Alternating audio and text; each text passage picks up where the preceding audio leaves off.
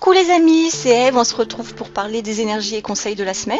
Cette semaine sur Facebook, vous avez choisi de recevoir les messages des cartes Le Cercle d'Alliance à l'écoute de votre source sacrée de Béatrice Lériteau et François Mérinis. Ce jeu, qui est également un tarot, est un outil d'évolution personnelle et de connaissance de soi, mêlant exploration des forces de la nature, mythologie, sacrée et chamanisme. Il propose entre autres un processus inédit de 22 jours permettant de faire un voyage de connaissance de soi en profondeur en se basant sur chaque lame du tarot. C'est un outil riche et profond avec un langage plutôt spirituel. Alors comme toujours et parce qu'on me le demande régulièrement, je ne fais pas de lecture littérale du livret fourni, mais interprète les cartes avec ma propre sensibilité et mon ressenti en respectant les thèmes abordés par celle-ci bien évidemment. Si vous souhaitez en savoir plus sur ce jeu, je vous mets comme d'habitude le lien dans la description sous la vidéo. Alors dans l'ensemble, ces énergies concerneront tout le monde, néanmoins une énergie pourrait être plus dominante pour chacun d'entre nous. Pour la découvrir, comme d'habitude, j'ai pigé 3 cartes de ce jeu que je vous présente face cachée, il vous faudra en choisir une. Vous pouvez vous concentrer sur une problématique qui vous tient particulièrement à cœur ou simplement penser à votre vie d'une manière générale. Ne vous inquiétez pas, je vous laisse environ 10 secondes pour faire votre choix avant de retourner les cartes.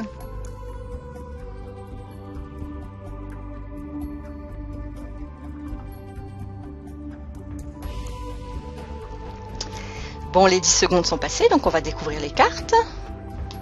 Si vous avez choisi la carte numéro 1, c'est la carte La Montagne de l'Union, transcendance, réunion, réconciliation, accouplement, fusion des opposés. La Montagne de l'Union nous parle de notre couple intérieur. Vous savez, la manière dont cohabitent nos qualités masculines avec nos qualités féminines. Cette carte vous propose de vous interroger sur l'harmonie qui existe dans ce couple, car il est le miroir de votre manière de vivre vos propres relations de couple et vos relations avec ce que l'on appelle le sexe opposé. Bien souvent, et ce suite à l'éducation ou encore à des expériences douloureuses, nous envisageons l'homme et la femme comme opposés. On peut même enfermer nos relations personnelles et le rôle que doit tenir chaque acteur de cette relation dans des stéréotypes et des idées préconçues. Ou encore penser qu'une relation ne porte en elle que souffrance et déception. Cette carte vous invite à envisager le masculin et le féminin comme des complémentarités en acceptant chacune de ces qualités et caractéristiques dans notre couple intérieur, c'est-à-dire notre identité.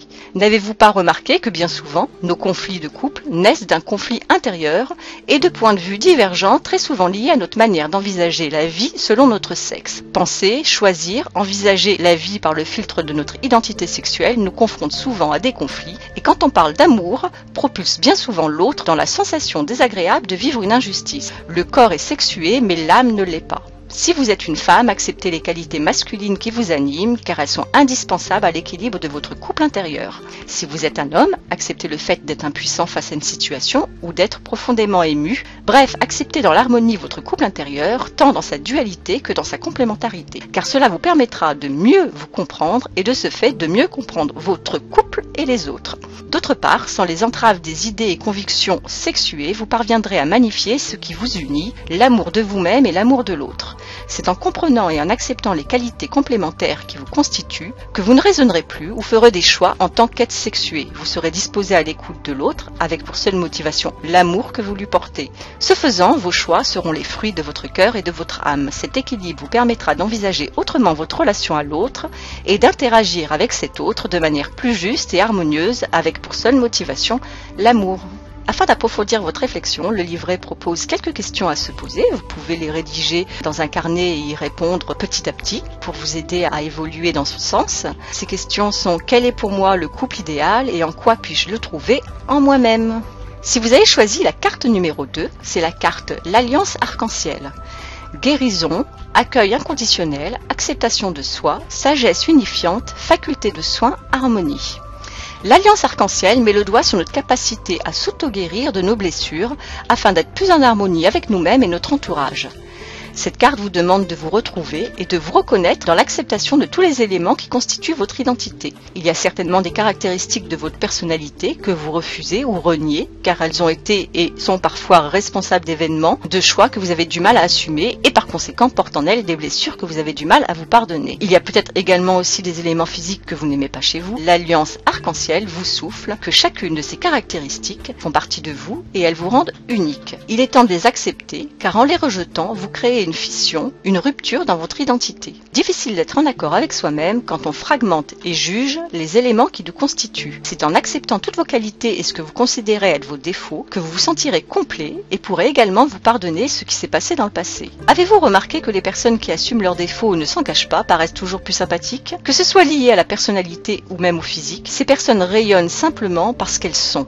Ce qui vous rend unique est indispensable à votre manière d'envisager le monde, même ce que vous considérez être des défauts, car ils vous permettent des prises de conscience et sont aussi de fabuleux outils à votre évolution personnelle. Bref, tout n'est pas noir ou rose, comme chaque création de la nature, nous sommes tous multicolores, même ce que l'on considère être nos défauts. Nous n'avons pas à les juger ou à les préjuger. Et parfois, ces mêmes caractéristiques que vous rejetez aujourd'hui vous ont aussi rendu service et vous ont permis d'apprendre de vos expériences. Alors acceptez-les, acceptez-vous dans votre globalité, sans fission, sans rupture, sans rejet. D'autre part, cette carte vous suggère que votre bien-être dépend aussi de votre environnement habituel et de la manière dont vous prenez soin de vous. Elle vous conseille de vous créer un lieu de vie sain où vous vous sentez bien. Peut-être avez-vous besoin de faire un grand ménage chez vous, de jeter ce qui n'est plus d'aucune utilité, tant matériel, psychologique que émotionnel, et de réaménager vos espaces. Elle vous indique aussi que votre bien-être passe par ce que vous mangez, buvez et les soins que vous vous apportez. Ainsi, en vous chouchoutant et en vous acceptant dans votre globalité, vous retrouverez une belle sérénité qui vous rendra rayonnant. Et quand on rayonne, on porte en nous de très belles énergies que l'on communique aux autres, qui eux-mêmes sont capables de les partager à leurs propres proches, etc., etc. Et oui, quoi que l'on en dise, nous ne devons pas sous-estimer l'effet papillon que portent les énergies positives qui sont très communicatifs.